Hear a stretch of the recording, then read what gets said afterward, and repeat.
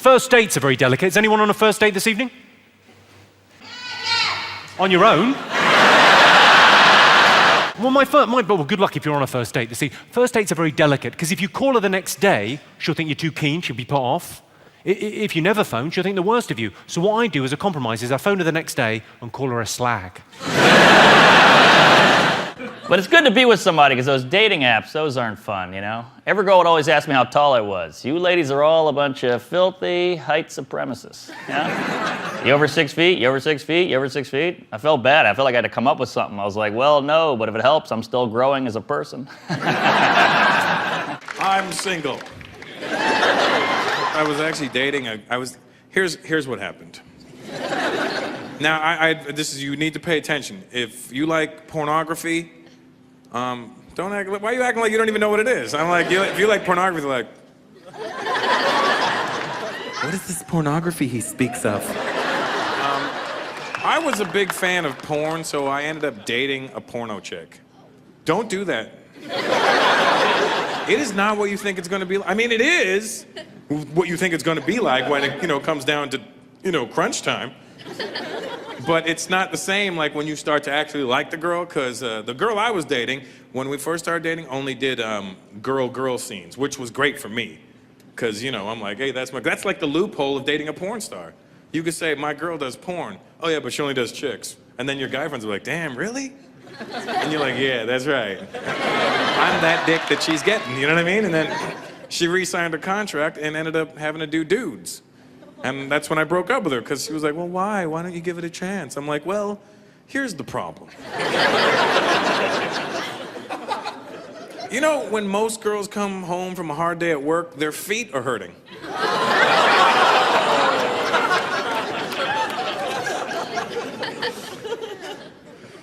So I'm single. This happened a long time ago. It was an old bit, but I'd like to get it on film, because I think it's an interesting story. Happened years ago, had a bad breakup, and I met a girl on a dating app, and then she shows up on the date, even better looking than in person, like incredibly beautiful, and we go on a date in Brooklyn, and it went pretty well. I mean, I was gonna say we got drunk, but it was me, I got drunk. It was just me. I remember it was a cold New York winter, and I grabbed her and I kissed her, and as I let her go, she goes, oh my, I didn't expect that. So proper. And I was so drunk, I just said, you better fucking expect it. Never heard from her again. And rightfully so. Until a few months later, she texts me just during the day on a Friday afternoon, how are you? I said, I'm good. She goes, I want to see you and I want to get freaky with you. And I don't know how to respond to that. I just wrote, oh yeah, with a question mark? I'm not used to fielding that. And she said, where are you? I said, I'm in Union Square. And she goes, do you want to get your dick sucked or not? Whoa. So I excused myself from lunch with my parents because this feels like a time-sensitive call. So I pick up. It doesn't even feel like it's her. I feel like more likely some dude stole her phone.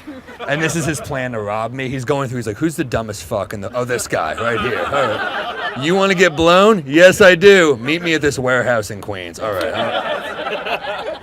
So I call her and she's like, look, it's me. I've had a bad week at work. I want to see you and I want to have sex with you. Is that so bad? It's like, that's great. I hang up. I go back to my parents. I said, Mom, I got to get out of here. This audition just came up. And my mom said, yeah, I'm not proud of this moment. I'm lying to my mother's face in pursuit of oral sex. I don't feel good about myself. And my mom goes, go get him, Sammy. And I was like, ugh, I hate myself. All right, so I'm off. I'm going over there. And everything about it reads wrong, but I'm like, you know what? It's New York City. It's people do this. People sublet. It's a different apartment than when she dropped me off. But I'm like, yeah, it makes sense. People sublet. It's fine. I get to the building. It feels shady. So I get there. It's like a nice doorman building in Brooklyn. And I said, just come downstairs and have a drink with me. She's like, I'll come down, but I have scotch upstairs. I'll just meet you in the lobby. She comes. She looks beautiful. We go upstairs, and everything about this felt weird. There's no furniture in the apartment. There was just a couch and a bottle of scotch. It felt like I marched onto a porno set. And we start making out, and then she starts going down to me, and I had killed a couple scotches. And as she's going down to me, she just stops and goes, I sure hope my roommate doesn't catch us. And I said, yeah, I also hope your roommate doesn't catch us. Let's go to your bedroom. And then she goes, no, I want him to catch us. That's when I should have left. Unfortunately, I was with my penis at the time, and that guy, he's kind of persuasive. I was like, we should get out of here. My dick is like, let's feel this out for a second. Are you sure, penis? He's like, yeah, I got this. We go to her bedroom. She picks up right where she left off. She's going down to me, and then she just stops. And I was like, why'd she stop? And then she just kept going. And then I turned to my right. A guy is there. He's been there the whole time. I've been set up. He's jacked. He's wearing a tank top. He's tatted up. For some reason, he's wearing a cast. I don't know why that stuck in my mind.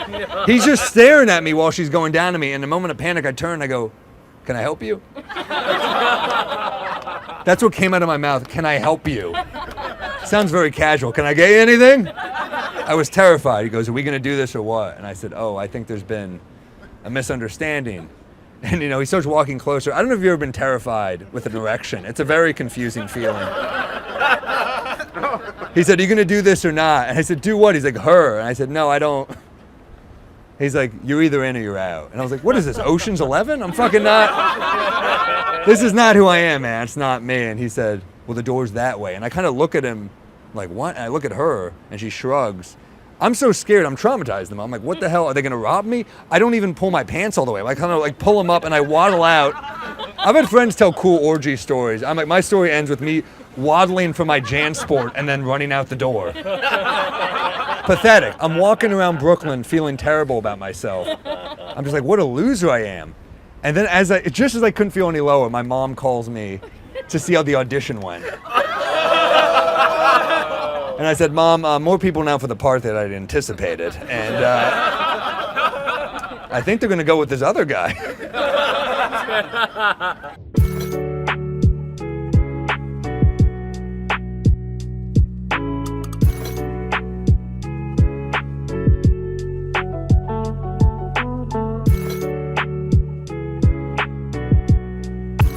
Everybody gives me advice too on the best way to meet that certain someone. Like my sister Emily, she always tells me the best way to meet someone is to go on the internet.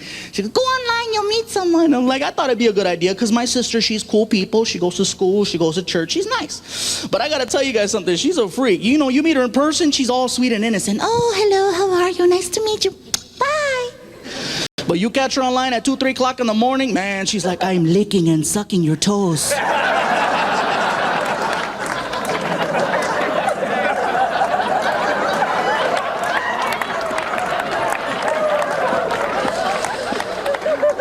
Ooh, do you like it? Now see, that's scary. It is, because I had no idea she was online. I was like, yeah, I like it.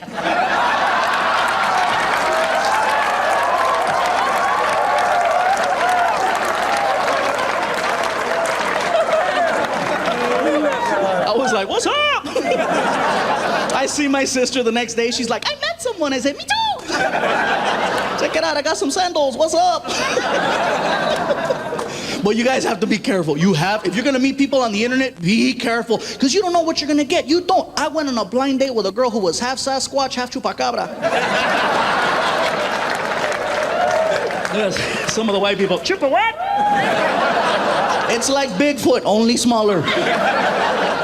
Like cousins, You gotta be careful, because they'll throw these little mysterious words out there to kind of get you excited. Like this one girl, she described herself as bubbly, and I hear bubbly and I was thinking, oh my God, wow, really? Shut up, wow, really? Shut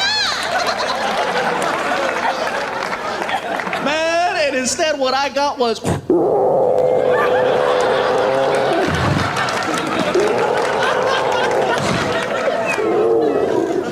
standing there. You have to be careful. And I said, you know what? Okay, maybe it's my bad luck. It couldn't possibly happen to me 3 times, right? So I gave it another shot. I went on another blind date with a girl who said she was a sexy Latina. I was excited. What's up? I get to her house, you guys. She was not Latina. Oh, no. She was black.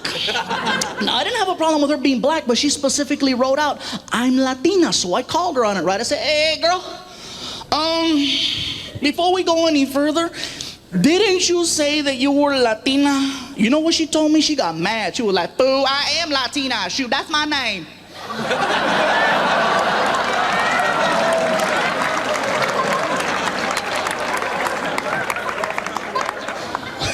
All right then. Come on, let's go. I love the TV, though. Anything on the TV at all. Watch game shows. You ever watch them? You ever see that game show, The Dating Game? That's the oddest game show I ever saw, that show, you know? They got no prize in the show. They just give you, like, another contestant. That's your prize. Just pair you off. No budget at all on the show, you know? And they always do the same thing on the show. They get a beautiful girl, match her up with 3 giant geeks there, you know? Last week they had a guy on, was like a crazy guy, loony bin, kind of a psycho wingnut, you know? You can tell by how they introduce him. Bachelor number 2 is a shadowy, lurking character. From no fixed address, please welcome. He's just a guy. Menacing figure shambles into the studio there, you know? Then they make the girls, you know, ask those questions. They always be about sex, you know? Always thinly disguised sex, you know? Never direct, you know, insertion or anything, but it's always something about, you know, like the girl go, Bachelor number 2, if I were a popsicle, what would you do to me? What would you do to me if I were a popsicle? That's what it says in the card here. Let me tell you about a story so true. We're showing me style and it's all so cool. It's about a garment torn and frayed, getting this threads, the story conveyed. Walking down the streets with holes in my teeth. Each rip things here, part of me you see. It ain't about the brand or the label it holds. It's about the journey, the stories it unfolds. In these ragged clothes I find my voice. A testament to resilience, my choice. From the streets to the stage I rock my style. In my tattered shirt I walk that mile.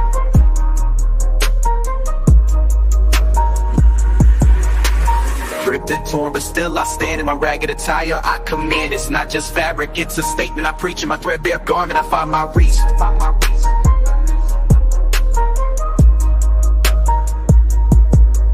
From the barrio to the bar, I make my mark. In my worn out jeans, I leave a spark. And they call it rags, but I call it art. In every stitch and tear, I play my part. It's the struggle of the streets, the hustle so real. In my tattered jacket, I seal the deal. A symbol of defiance against the status quo. My passion of pants, I let it show. It's not about the riches or the wealth I lack. In my faded hoodie, I stay on track. It's the heart of the hustle, the grind each day. In my worn out kicks, I find my way. Ripped and torn, but still I stand. In my ragged attire, I command. It's not just fabric, it's a statement I preach. In my threadbare garment, I find my reach. So here's to the ones with the clothes that tear. In our patched up attire we have, so let the world see our garments worn. For in our rags, our stories are born. In the language of the streets we speak. In our torn up clothes we find our peak. So guys, well, if you're a popsicle, huh? Well, first of all, I guess I'd take your wrapper off. If you know what I mean. And then I'd grab a hold of your sticks. If you know what I mean. And then I'd press you against the counter till you're broken too.